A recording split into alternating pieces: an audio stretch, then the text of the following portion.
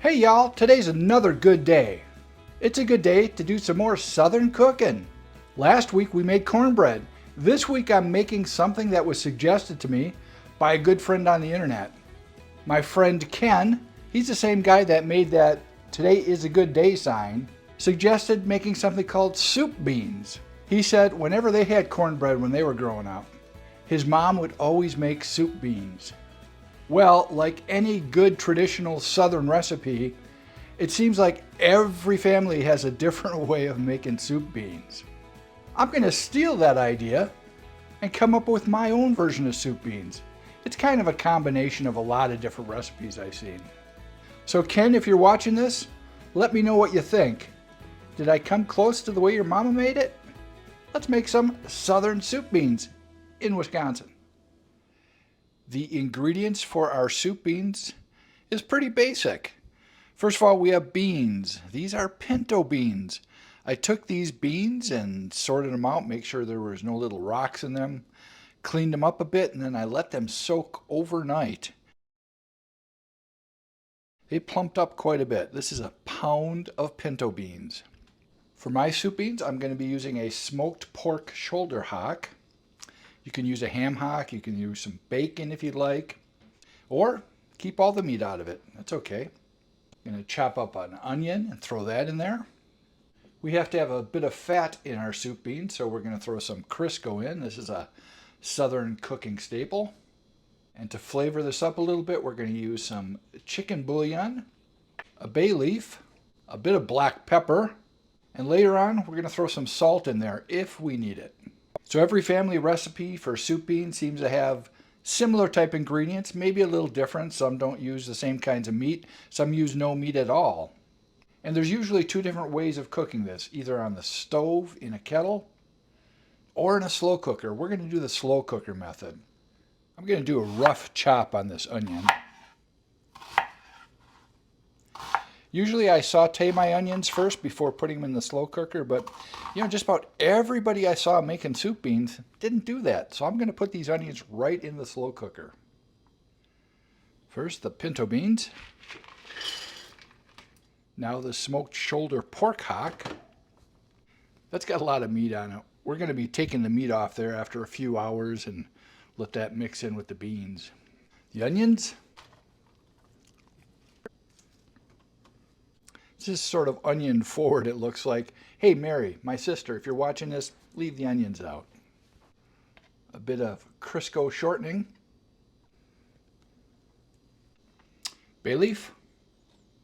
I'm throwing in a little chicken bouillon. Some of the recipes don't do this at all. They just leave the ham as the main flavor.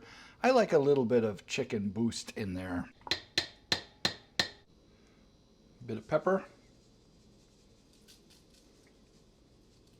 And as I mentioned, I'm not going to throw any extra salt in there right now. We might salt it later if we need it. Now, fill it up with water.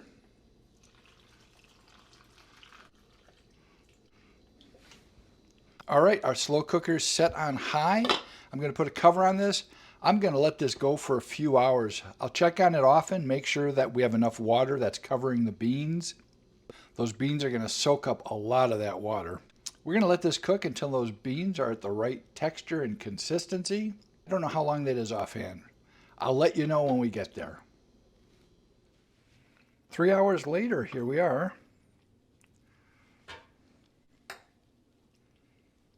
Yeah, the beans are plumping up really nice. The onions have cooked down quite a bit. Let me give one of these beans a try. Definitely have a ways to go. We're going to cook these down quite a bit, maybe to the point of almost mushiness for some of these beans. We'll let this go for a couple more hours and see where we're at. Okay, it's now 5 hours since I put the slow cooker on. It is looking really good. I just tried the beans. They're still a bit hard, so they have a little bit to go yet. But this smoked piece of meat, I think I'm going to take out and get the meat off of there and return the meat back into the beans. Ooh, it's falling apart.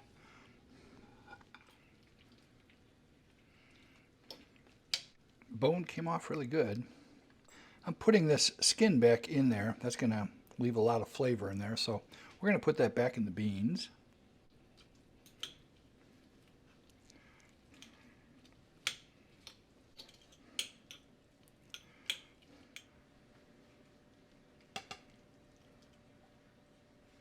It is looking pretty spectacular.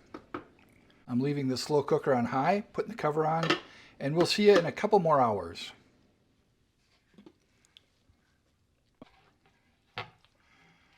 It's about an hour later now, and this is thickened up nicely. But I think what I'm going to do is I'm going to turn the heat off on this, cover it back up, and let it sit for about an hour to let it thicken just a bit more. This has thickened up incredibly nicely. I did do a little taste test and everything tasted really good.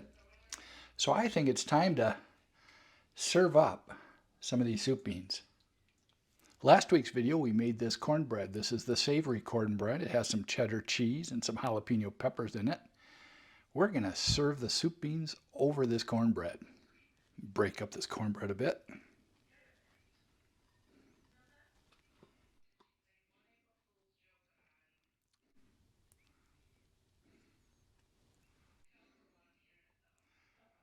This extra sauce is going to come in nice and handy, getting soaked up into that cornbread.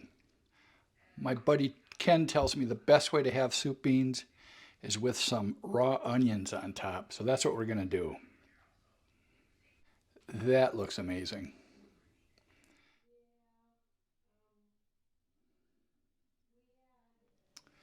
Southern cooking, this time soup beans. I'm very anxious to give this a taste. This house has been smelling incredible all day long. I'm going to try to get a perfect bite, a bit of onion, a bit of cornbread, and of course beans and sauce. I think that looks pretty good.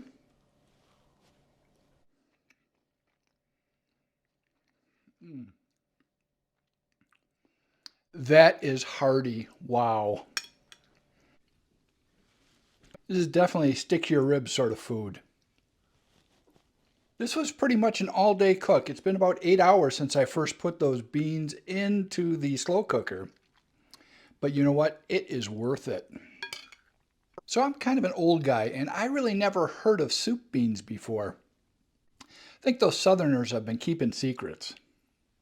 Of course, I will put the recipe for this in the description. If you get a chance to make it, let me know how it turned out.